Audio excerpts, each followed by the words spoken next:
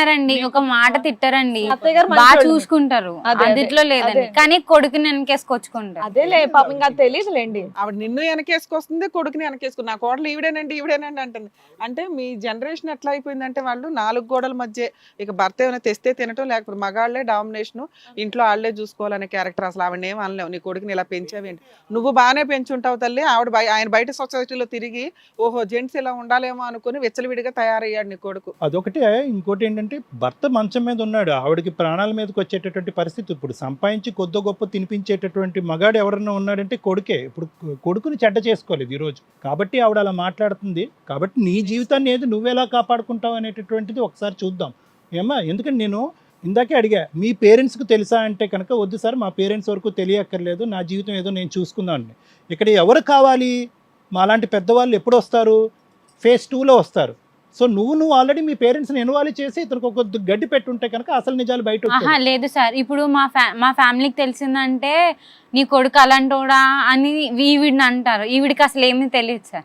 మళ్ళీ ఏమీ తెలియని ఈవిడిని ఒక మాట అనిపించడానికి కూడా అంతగా అనిపించలేదు. ఈవిని కాపాడుకోవాలి, నీ భర్తను అంటే మంచి మార్గంలో కాపురం తెచ్చుకోవాలి. నిలబెట్టుకోవడానికి నువ్వు మాక్సిమం ప్రయత్నిస్తున్నావు. ఇలా ఒక ఇంట్లోనే ఉన్న కుటుంబం మాక్సిమం మీరు కూడా అసలు యాక్చువల్ బయటకు వచ్చి మీరు జాబ్ చేస్తూ కొంచెం లీడ్ తీసుకుంటే మీ అత్తగారు కూడా కాస్త అవేర్నెస్ వచ్చేది, బయట ఎలా ఉన్నారు, వాళ్ళ కొడుకు ఎలా ఉన్నాడని. ఈయన భాగవతం అమ్మ, నువ్వు ఒక విషయం గురించి ఒక అమ్మాయి ఉందేమో కనుక్కోండి అన్నారు కదా.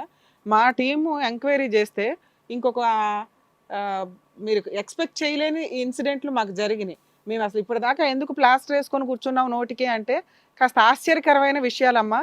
మీరు ఒక్క అమ్మాయిని చూసి షాక్ అవుతున్నారు కదా, ఇంక ఇప్పుడు ఫ్రీజ్ అవుతారో కోమాలోకి వెళ్తారో చూద్దరు. కానీ మా టీం చేసిన బ్యాక్గ్రౌండ్ వర్క్ ఒకసారి చూద్దరు. అమ్మా, మీ అబ్బాయి శ్రీరామచంద్రుడు అని చెప్పేసి అంటూ ఉంటారంట కదా, మీ కోడలు అప్పటి నుంచి చాలా సార్లు అదే చెప్తూ ఉంది. సో దాదాపు దివ్య గారు మాకు 2 నెలల నుంచి ఫోన్లో కాంటాక్ట్లో ఉన్నారు. సరే ఏంటని తెలుసుకోవడానికి మాకు ఇంత టైం పట్టింది. సో అదేంటనేది ఇప్పుడు మీరే చూద్దరు కానివ్వండి. లేదమ్మా, చాలా ఇంట్లో నెమ్మదిగా ఉంటాడు.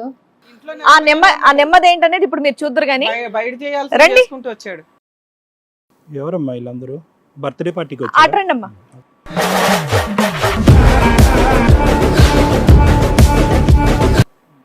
నీ పేరేంటమ్మా?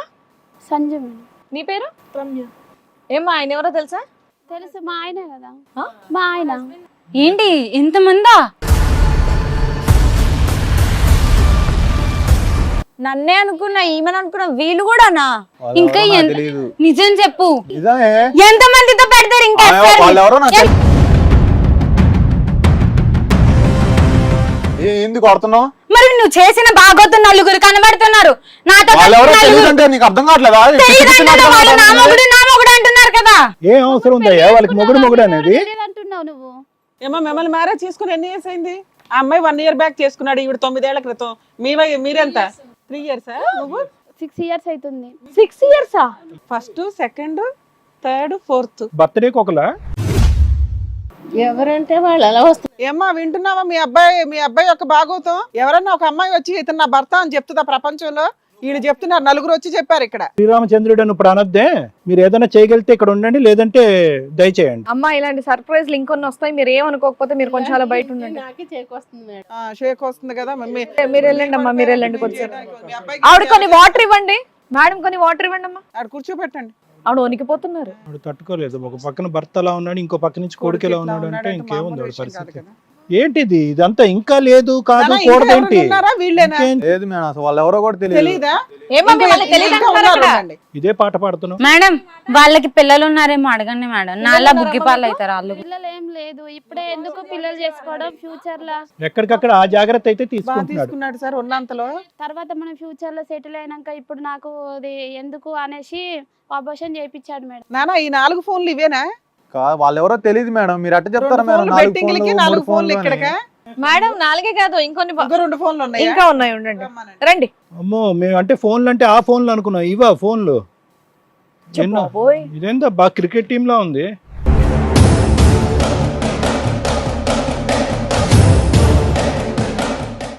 ఏదో ఫ్యామిలీ ఫోటో దిగడానికి వచ్చినట్టున్నారు. ఓ, ఏదో ట్రోఫీ అందుకున్న క్రికెట్ టీమ్ లా ఉంది. మీరేమంటారు? ఎవరెత్తును? మీరేమంటారు? మా హస్బెండ్. సూపర్.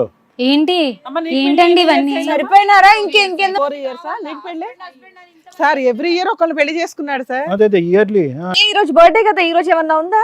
ఏంటి మేడం మీరు ఫోన్ లో సిమ్ మార్చినట్టు చేస్తున్నారు ఏంటి మేడం? మార్చింది అలాగే కదా నాన్న, కూర్చో. కూర్చోమంటే ఇక్కడ. ఏ బాబు, ఇట్రా, నువ్వు ముందు కూర్చో. అనవసరంగా పోలీసుని పిలవాల్సి వస్తుంది. కూర్చో ఇక్కడ.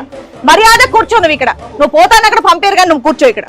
కూర్చోదా. నువ్వు కూర్చో. వేరే పని ఉంది నువ్వు కూర్చో అమ్మా. ఏమో పని పట్ల కూడా కూర్చున్నావు అనుకుంటున్నావా ఇక్కడ? నేను రానన్నా పని పట్ల కూడా తీసుకొచ్చాను కూర్చున్నావు మేడం. అనుకుంటున్నావు. కూర్చో ఇక్కడ మర్యాదగా.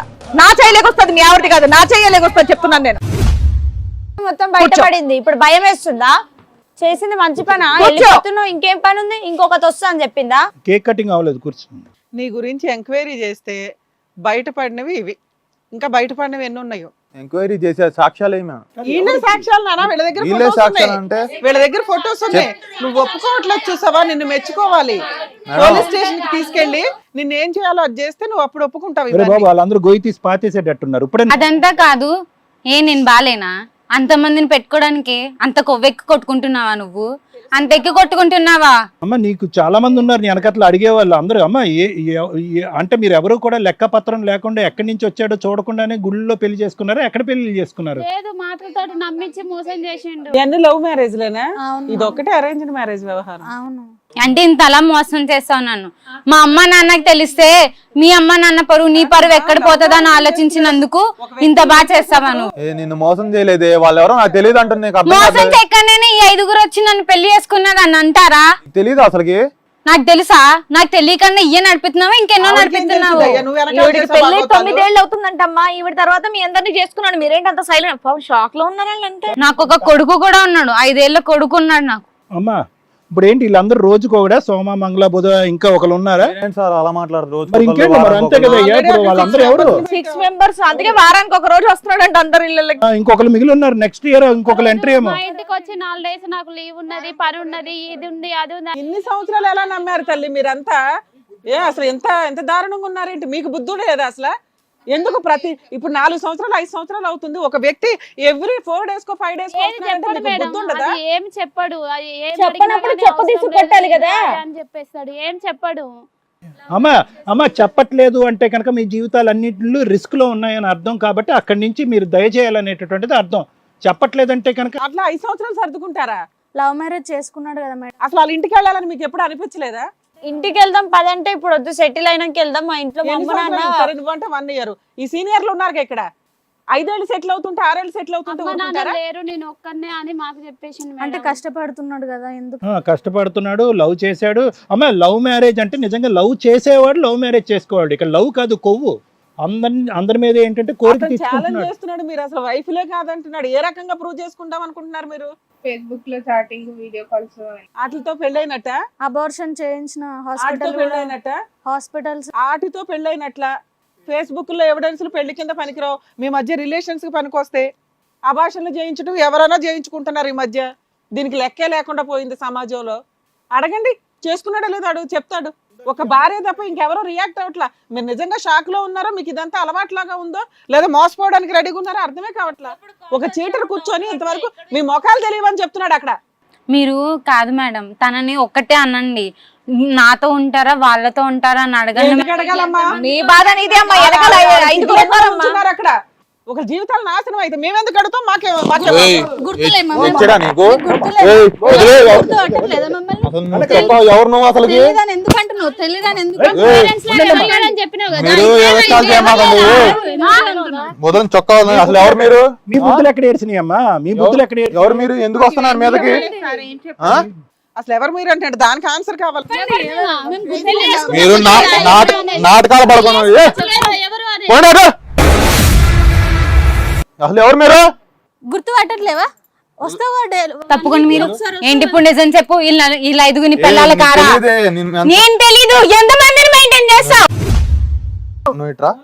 ఏంటి అటు వచ్చేది? ఆమెకంటే సైడ్ మీ అంతా వెళ్ళిపోండి అసలు వెనక్కి. ఎత్తుకుని. ఏ సాక్ష్యాలు మేడం, ఏం మేడం ఇది? సాక్ష్యం కావాలి. చూస్తూ నించుంటున్నారు సార్. మరి బర్త్డే రోజు నేను కొట్టకూడదు కాబట్టి వాళ్ళని ఆపే. ఎంతమందిని పెళ్లి చేసుకుంటావయ్యా శ్రీరామచంద్ర? మీ అమ్మ క్షమించినట్టుగా వీళ్ళందరూ క్షమించరు. కొడుకు కాబట్టి అతి ప్రేమతో వదిలేసి వెళ్ళిపోయి. అందుకే నా ఇంటికి వద్దు అని మాట్లాడింది. నన్ను అది కాదమ్మా 9 సంవత్సరాల్లో పెళ్ళైనప్పటి నుండి ఒక్క డెలివరీకే ఏమో ఇంట్లోంచి బయటకు వచ్చింది అంతే తప్ప 9 సంవత్సరాలు ఒక్కసారి కూడా బయటికి రాలా. బాగా తెలియదు కదా చెప్పడానికి వచ్చే నోట్లో ఏమో వెనక్కిపోండి మీరు, అసలు వెనక్కిపోండి. నువ్వు బతుకు ఇంకా నీకు అవసరం లేదు. నీకు తెలియదు ఏం వదలాలి, ఏం తెలీదు. ఇంతమందితో ఎఫ్ఐఆర్ నడిపింది నాకు తెలియదా? ఒక్క అమ్మాయితో అసలు నేను ఏంటి ఇంతమందితో పెళ్లి? అసలు సాక్ష్యాలు పిల్లలు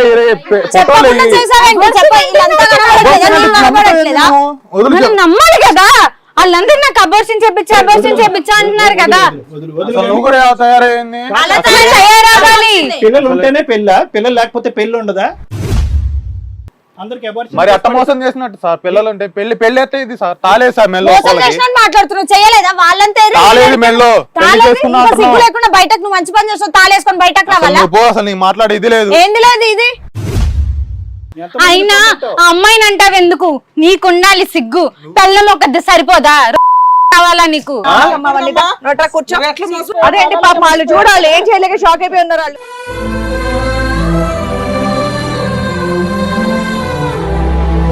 ఇప్పటికైనా నిజం చెప్పు, అసలు ఇంతమంది అబద్ధాలు ఆడతారని అయితే మాత్రం నేను అనుకోవట్లేదు.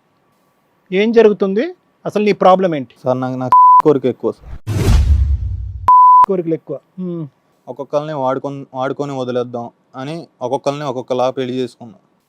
మ్యారేజ్ అయితే చేసుకున్నావు కానీ కాదు, ఎందుకు కలవటానికి పెళ్లికి సంబంధం ఏంటి? ఏదో ఫ్రెండ్షిప్ అని అంటున్నారు, లివ్ ఇన్ రిలేషన్షిప్ అంటున్నారు కదా, అలా కానిచ్చేసి ఉంటే అయిపోయి ఉండేదిగా. లేదు సార్, ఒక్కొక్కరిని ఒక్కొక్క పెళ్లి చేసుకున్నా. ఒక అమ్మాయిని స్నాప్చాట్ లో, ఒక అమ్మాయిని వాట్సాప్ లో, ఒక అమ్మాయిని ఇన్స్టాగ్రామ్ లో. అమ్మా నీకున్న ఇంకా రిమైనింగ్ 5 ఫోన్ నెంబర్లు మిగతా వాళ్ళకి తెలియదు కదా. ఒకరికి తెలిసిన నెంబర్ ఇంకొకరికి తెలియదు. సో ఫోన్లో ఉన్న పర్పస్ అది అది కాదురా బాబు. ఒకరిని వాడుకుంటావు అంటే ఏంటి? అంటే వేరే వాళ్ళకి కావాలా? నేను ఇందాక అన్నట్టుగా సోమవారం, మంగళవారం, బుధవారం అలాగా ఒకరిని వాడుకున్న వాళ్ళని ఇంకో రోజు వాడుకో. అది నీ మెంటాలిటీ, నీ సైకాలజీ అది. అవును సార్. ఎందుకమ్మా ఇంతమంది ఎందుకు? అంటే వాళ్ళు ప్రెషర్ పెట్టారా పెళ్లి చేసుకోండి నన్నని, లేదంటే నీకే వాళ్ళకి ఆ వరం ఇచ్చావా? మాటలతోనే ఇంకా అక్కడ వరకు రిలేషన్షిప్ నడిచాం. ఎంతమంది పడితే అంతమందిని పెళ్లి చేసుకుందాం అనుకున్నావా? ఇంతేనా? ఇంకా ఉన్నారా నాన్న? మాకు దొరికింది ఎంతమంది? ఇప్పుడు ఈ బంగారం తాకట్టు పెట్టి వచ్చినటువంటి డబ్బులన్నీ వీళ్ళందరినీ పోషించడానిక? అంతేనా? అవును సార్. ఏం మాట్లాడాలి ఇప్పుడు? ఏం చేస్తాం రా బాబు ఇంత సైన్యం? సార్ నాకు న్యాయం కావాలి సార్. ఏ న్యాయం? నీకు న్యాయం కావాలా? నీకు న్యాయం కావాలా? మా పెళ్ళాన్ని ఇస్తే జరిపేది. ఒక పిల్లం ఒకటే కావాలి. ఇప్పుడు వాళ్ళందరూ భార్యలు కదా, పెళ్లి చేసుకుంటే భార్యలే కదమ్మా. సరే బంగారం కుదవపెట్టి వీళ్ళకే పెట్టాను అంటున్నాడు కదా, మరి వీళ్ళు సంపాదించి వీళ్ళు పెట్టుకున్నాం అంటున్నారు కదా మేడం. మాకెందుకు పెడతాడు ఆయన? ఆహా, నీకే న్యాయం కావాలంటే మరి వాళ్ళంతా ఏం కావాలి? నీకు న్యాయం చేయడం ఏందయ్యా బాబు? విడ్డూరంగా ఉంది. వాళ్ళకి న్యాయం చేయాలి ఇక్కడ. ఇప్పుడు నా పిల్లాన్ని ఒక్కడిని ఇప్పించండి, మిగతా వాళ్ళని బ్యాక్ డోర్ నుంచి పంపించండి అని అంటున్నావు, బానే ఉంది. కానీ నీ కోరికలు మళ్ళీ రేపు పొద్దున ఎక్కువ అవుతే మళ్ళీ మీ బ్యాక్ డోర్ నుంచి ఇంకోటి వస్తుందిగా, అప్పుడేం చేయాలి? పూర్తిగా మారిపోతుంది. ఎలా మారిపోతావు? కోరికలను ఎలా చంపుకుంటావు? ఇంత భయంకరమైన కోరికలా? ఇంకా నీకు వేరే టెస్టులు కూడా చేయించాలేమో, అది నా భయం. ఇది కథ కాదు జీవితం ప్రోగ్రామ్ని అందరికంటే ఒక రోజు ముందుగా చూడాలి అనుకుంటే హిట్ టీవీ యాప్ని డౌన్లోడ్ చేసుకోండి. ఇందులో మీరు మెచ్చే, మీకు నచ్చే కంటెంట్ సిద్ధంగా ఉంది.